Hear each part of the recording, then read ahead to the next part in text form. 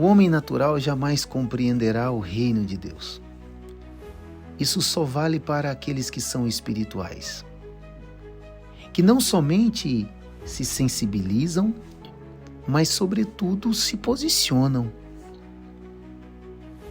E para se cumprir o ID, é necessário trazer à memória que um dia fomos também alcançados pela graça de Deus. Não somente as nossas vidas, mas todo o nosso contexto. Tudo isso foi transformado e isso, de um certo modo, precisa redundar em ação. Não se pode pensar em missão partindo do ponto de vista do ambiente confortável, de um financeiro estável, em condições plenas, passíveis de, uma vez empregadas, alcançarmos aquilo que desejamos. Porque o Evangelho de Cristo parte da renúncia, do sacrifício, e não da redundância. O próprio Senhor Jesus nos ensinou claramente, dizendo: quem quiser vir após mim, renuncie a si mesmo, tome a sua cruz e siga-me. A fé bíblica jamais será uma fé egoísta. Pelo contrário, a fé egoísta não é a bíblica e a bíblica nunca será egoísta. Porque quando entendemos que trata-se de um privilégio ter sido alcançado pela palavra, pelo Evangelho, pelo ID de pessoas que praticaram e nos alcançaram do mesmo modo. Fazer missão é justamente entender que existem vidas ainda a serem alcançadas. Deus tem dado bênçãos extraordinárias para o campo de Catalão.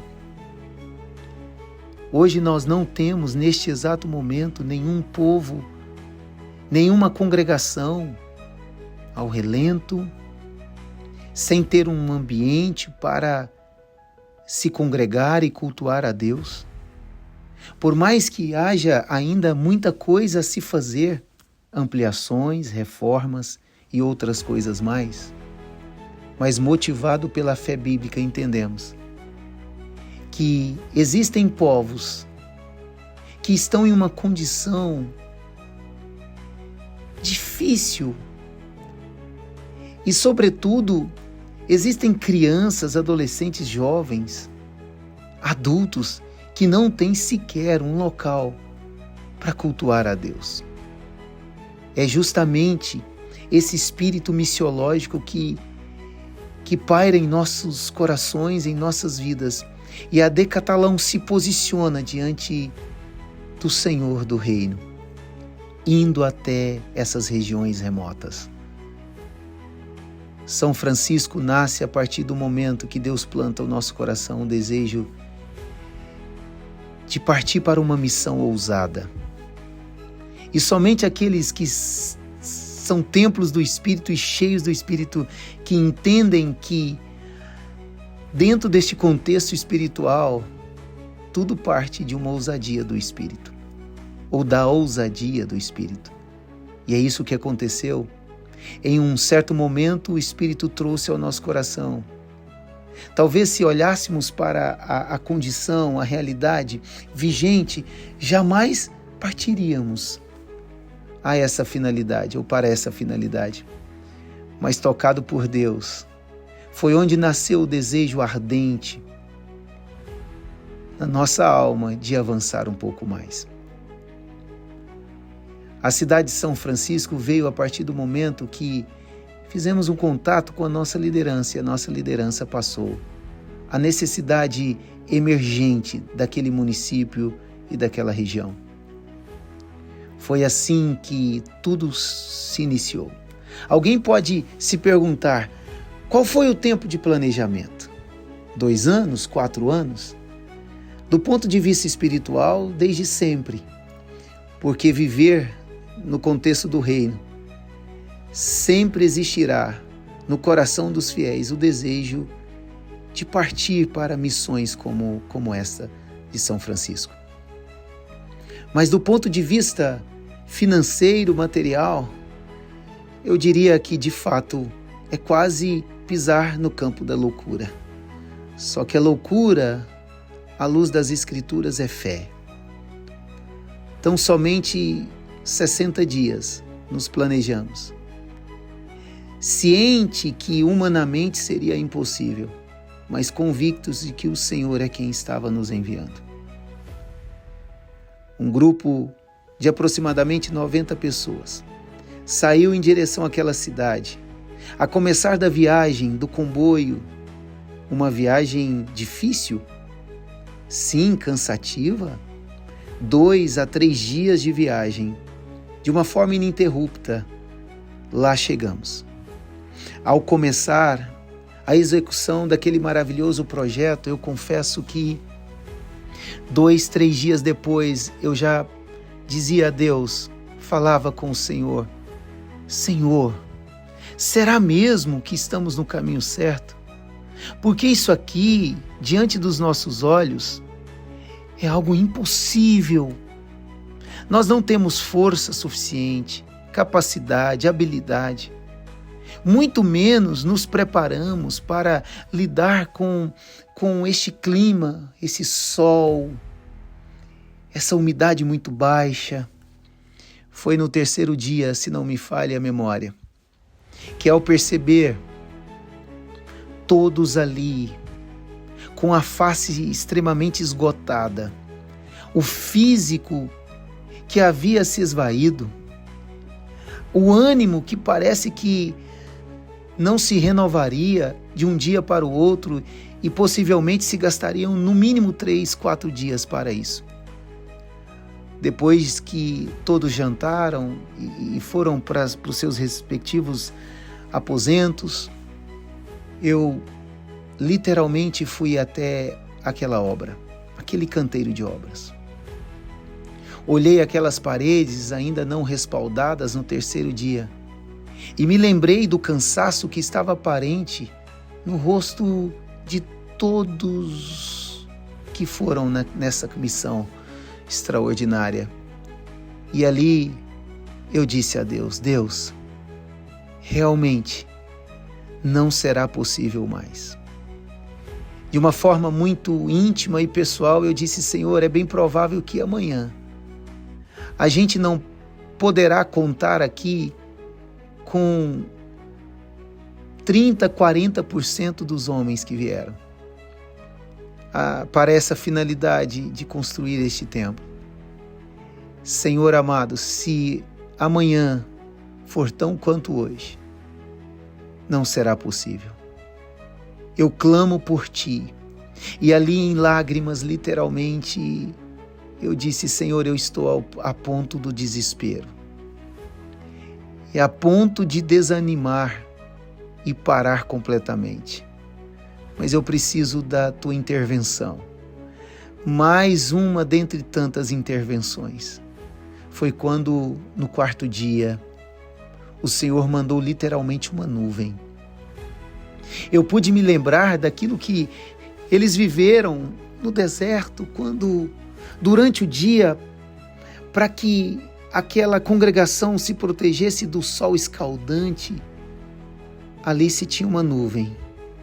E durante a noite, uma coluna de fogo que os protegia daquele frio exaustivo também na madrugada pelo deserto. Foi onde eu percebi claramente. E aí estão todas as testemunhas oculares. O Senhor mandou uma nuvem. E naquele 4º dia nós trabalhamos o dia todo. Do iniciar, antes do aparecer do sol, até do pôr do sol, nós trabalhamos debaixo de uma nuvem.